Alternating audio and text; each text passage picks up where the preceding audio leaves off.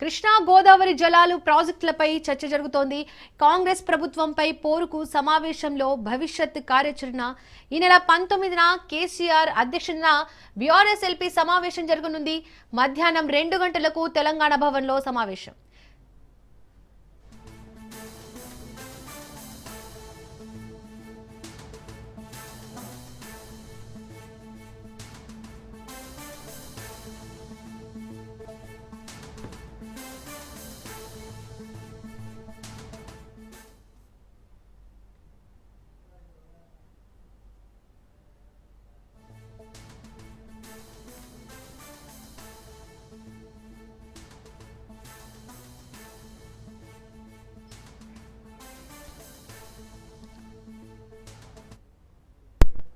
Right, ఇదే అంశానికి సంబంధించి మోర్ డీటెయిల్స్ అందించడానికి మా ప్రతినిధి సైదులు సిద్ధంగా ఉన్నారు. సైదులు.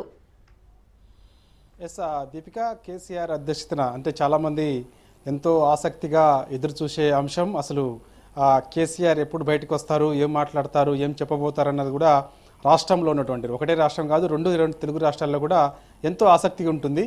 సో ఇక కేసీఆర్ ఈ నెల 19వ తారీఖున తెలంగాణ భవన్కి రానున్నారు. సో మధ్యాహ్నం 2 గంటలకు తెలంగాణ భవన్లో బీఆర్ఎస్-ఎల్పీ అదేవిధంగా బీఆర్ఎస్ పార్టీ రాష్ట్ర స్థాయి కార్యవర్గ సమావేశం కేసీఆర్ అధ్యక్షతన 2 గంటలకి జరగనున్నది.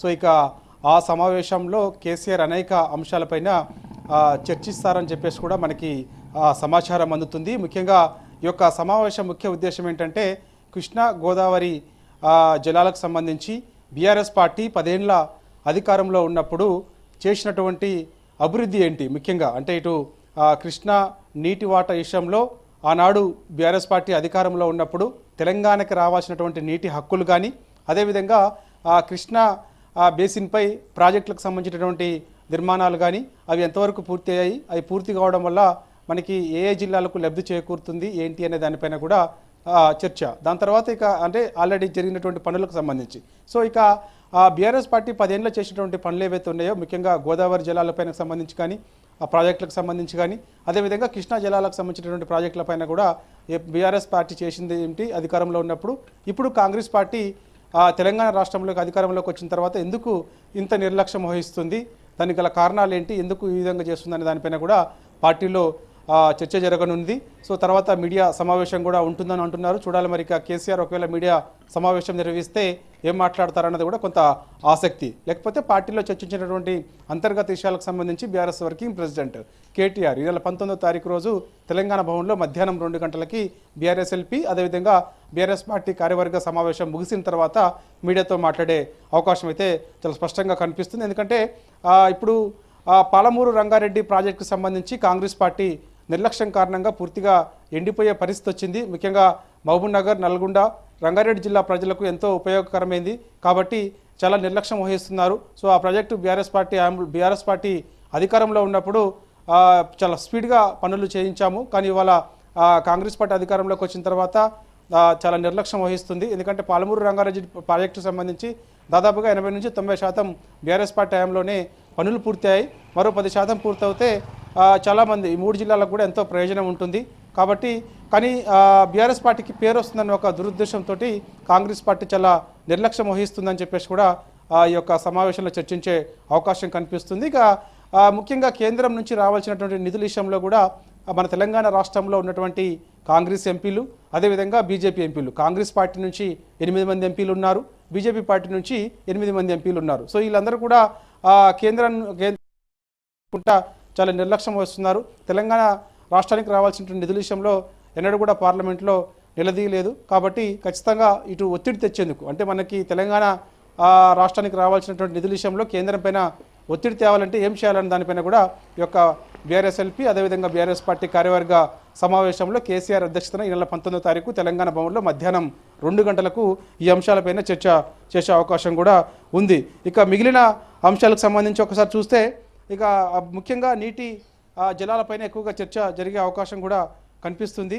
కాబట్టి గోదావరి కృష్ణా బేసిన్లకు సంబంధించి ఆనాడు ఎంతో ఉద్యమం చేసిన తర్వాత తెలంగాణ ప్రత్యేక రాష్ట్రం వచ్చిన తర్వాత ఇటు గోదావరి జలాలని మనకి రావాల్సినటువంటి వాటా విషయంలో చాలా న్యాయంగా తీసుకొని వాడుకోవడం జరిగింది. కానీ ఇవాళ గోదావరి జిల్లాలకు సంబంధించి ఇటు ఆంధ్రప్రదేశ్ ప్రభుత్వం బనకచెర్ల ప్రాజెక్టు నిర్మించేందుకు సిద్ధమైతే అడ్డుకునే ప్రయత్నం కూడా కాంగ్రెస్ పార్టీ చేయడం లేదు. కాబట్టి వాళ్ళ బనకచర్ల ప్రాజెక్టు గోదావరి పైన కట్టితే పూర్తిగా తెలంగాణ ఎడారిగా మారే అవకాశం ఉంటుంది. కాబట్టి ఈ అంశం పైన కూడా ఈ యొక్క సమావేశంలో ఈ నెల 19వ తారీఖున కేసీఆర్ అధ్యక్షతన జరగబోయేటువంటి ఈ యొక్క సమావేశంలో చర్చ జరిగే అవకాశం కూడా ఉంది. దాని తర్వాత ఇక ప్రజలు ఎదుర్కొంటున్న సమస్యలు ముఖ్యంగా ప్రస్తుతం పరిస్థితులు అంటే ఇప్పుడు గ్రామాల్లో స్థానిక సంస్థల ఎన్నికలు కూడా 3వ విడత 17వ తారీఖు ముగుస్తుంది. కాబట్టి సో ఇక మనకి ప్రస్తుతం ఉన్నటువంటి పరిస్థితులు ఏ విధంగా ఉన్నాయి, ప్రజలు ఎటువంటి ఇబ్బందులు ఎదుర్కొంటున్నారు, ముఖ్యంగా రైతాంగం ఎటువంటి ఇబ్బందులు ఎదుర్కొంటున్నారు. ఎందుకంటే పోయినసారి చూస్తే రైతులు అనేక ఇబ్బందులు ఎదుర్కొన్నారు. ఎందుకంటే యూరియా దొరకపోవడం వల్ల రైతులందరూ కూడా రోడ్లపైకి వచ్చారు.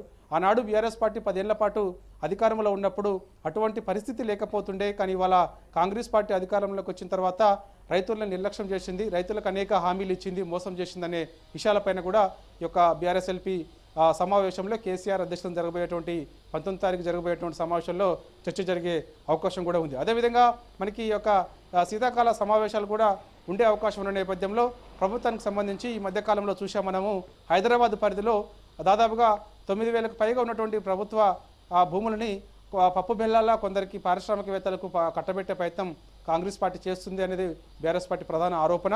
సో ఈ విషయం పైన కూడా ప్రధానంగా చర్చ చేసే అవకాశం కూడా కనిపిస్తుంది. దాంతోపాటు అన్ని జిల్లాలలో ప్రస్తుత పరిస్థితులు ఏ విధంగా ఉన్నాయి ఏంటి అనే దానిపైన కూడా అన్ని జిల్లాలకు సంబంధించినటువంటి రిపోర్ట్ ఎప్పటికప్పుడు కేసీఆర్ తీసుకున్నట్టు కూడా మనకైతే సమాచారం.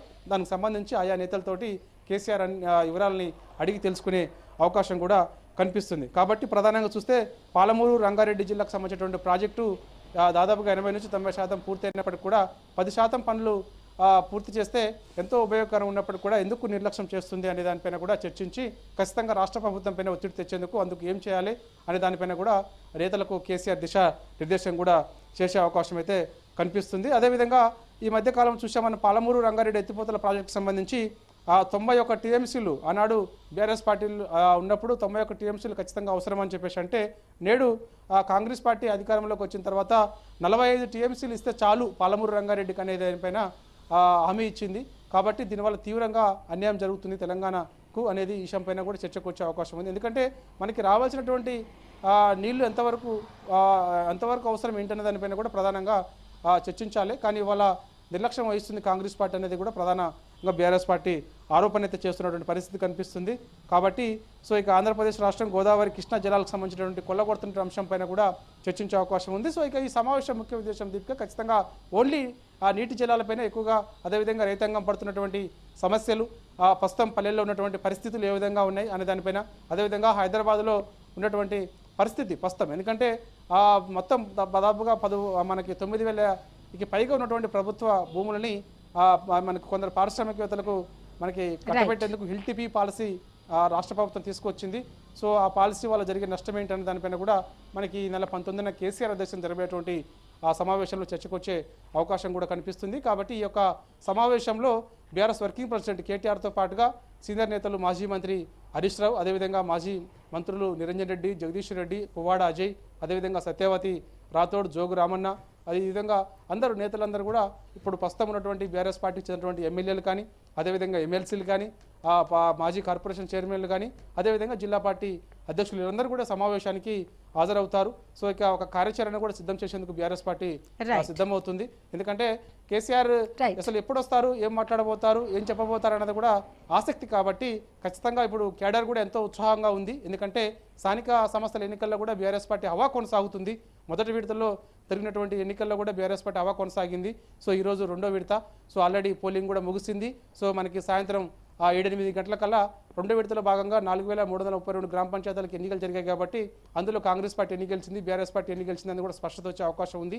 కాబట్టి ఖచ్చితంగా స్థానిక సంస్థల ఎన్నికల్లో బీఆర్ఎస్ పార్టీ హవా కొనసాగుతుంది. కాబట్టి సో ఈ ఉత్సాహం అదేవిధంగా కేసీఆర్ బీఆర్ఎస్ భవన్కి రావడం అదేవిధంగా ఈ యొక్క సమావేశంలో కేసీఆర్ ఏం మాట్లాడబోతున్నారు అనే దానిపైన కూడా ఖచ్చితంగా ఉండే అవకాశం ఉన్న నేపథ్యంలో కూడా కేడర్ అదేవిధంగా రాష్ట్ర ప్రజలందరూ కూడా ఈ యొక్క సమావేశానికి సంబంధించి ఎంతో ఆసక్తిగా ఎదురు చూస్తున్నారు. Deepika. Right Saidulu, thank you.